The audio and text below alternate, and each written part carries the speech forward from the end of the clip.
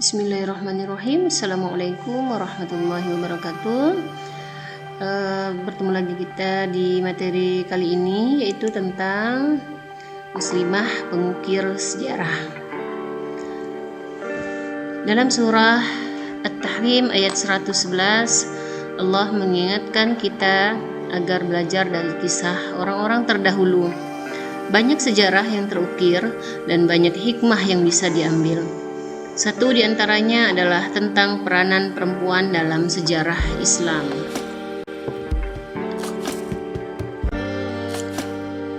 Ada istri Nabi Nuh dan istri Nabi Lut yang walaupun hidup bersama seorang yang soleh, yaitu Nabi Nuh dan Nabi Lut, tetapi mereka tetap ingkar. Maka Allah pun menyediakan neraka bagi mereka. Berbeda halnya dengan Asiyah, istri Fir'aun, yang walaupun hidup dengan seorang yang kejam, yaitu Fir'aun, namun tetap teguh beriman pada Allah Subhanahu wa Ta'ala. Ia selalu berdoa, "Ya Tuhanku, bangunkanlah untukku rumah di surga." Maka ketika Fir'aun menyiksanya hingga ajal menjemput, wajahnya tetap tersenyum, karena ketika itu ia telah melihat bahwa doanya terkabul. Allah Subhanahu wa Ta'ala memberinya sebuah rumah di surga.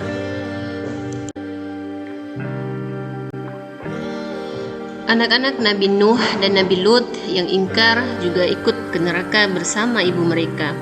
Sedangkan Nabi Musa yang berada di bawah pengasuhan Asiyah istri Fir'aun, Allah muliakan. Karena itulah peranan seorang ibu sangat penting dalam keluarga.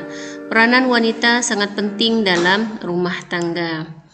Wanita adalah ummahatul ghad, yaitu ibu masa depan. Juga ummahatul ula, yaitu di mana anak-anak belajar pertama, madrasatul ula, sekolah pertama bagi anak-anak. Dan tidaklah mudah menjadi seperti demikian. Seorang wanita harus memiliki karakter sebagai berikut. Apa saja? 1. Memiliki pemahaman atau fikrah. 2. Memiliki mentalitas tahan banting. 3. Memiliki intelektualitas yang memadai. 4. Memiliki ketahanan fisik yang kuat. Dan yang kelima, memiliki keimanan yang mendalam. Itu yang harus dimiliki oleh seorang wanita agar memiliki keturunan-keturunan yang berkualitas, ya. Maka dengan semua hal tersebut, wanita akan dapat menjadi sosok yang mampu mengukir prestasi dalam sejarah. Seperti para ummahatul mukminin dan para muslimah sahabat Rasulullah sallallahu alaihi wasallam, juga para wanita di zaman sebelum Rasulullah sallallahu alaihi wasallam, antara lain siapa saja? Maryam binti Imran yang suci dan Allah muliakan dengan anugerah putra yang menjadi seorang rasul, yaitu Isa alaihi salam. Istri Imran, bundanya Maryam, yaitu wanita yang taat dan sabar. Kemudian siapa lagi? Asiyah, istri Fir'aun yang kukuh memegang prinsip dan keimanannya terhadap Allah Subhanahu wa Ta'ala. Para ummahatul mukminin, istri-istri Rasulullah sallallahu alaihi wasallam, mereka antara lain Khadijah binti Khuwailid yang menjadi wanita pertama yang membenarkan kenabian suaminya Muhammad dan beriman kepada Allah Subhanahu wa Ta'ala. Ia mengorbankan seluruh hartanya demi tegaknya Islam, hingga wanita yang tadinya kaya raya ini hanya meninggalkan sebuah kalung saja untuk diwariskan pada putrinya Fatimah Az-Zahra. Kemudian Aisyah binti Abu Bakar yang merupakan wanita yang cerdas. Dialah yang meriwayatkan lebih dari 200 hadis yang semuanya sahih, padahal usianya saat itu masih sangat muda. Zainab binti Jahsy yang terkenal karena keringanan tangannya dalam bersedekah. Ia juga pandai membuat barang kerajinan dan seluruh penghasilannya dari usaha tersebut ia sedekahkan.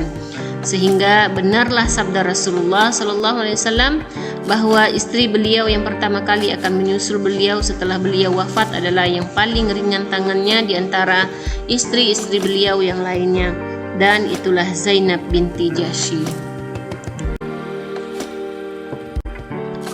Para sahabiah diantaranya Sumayyah istri Yasir, Ibunda Ammar bin Yasir yang merupakan syahidah pertama dalam sejarah Islam bersama suaminya.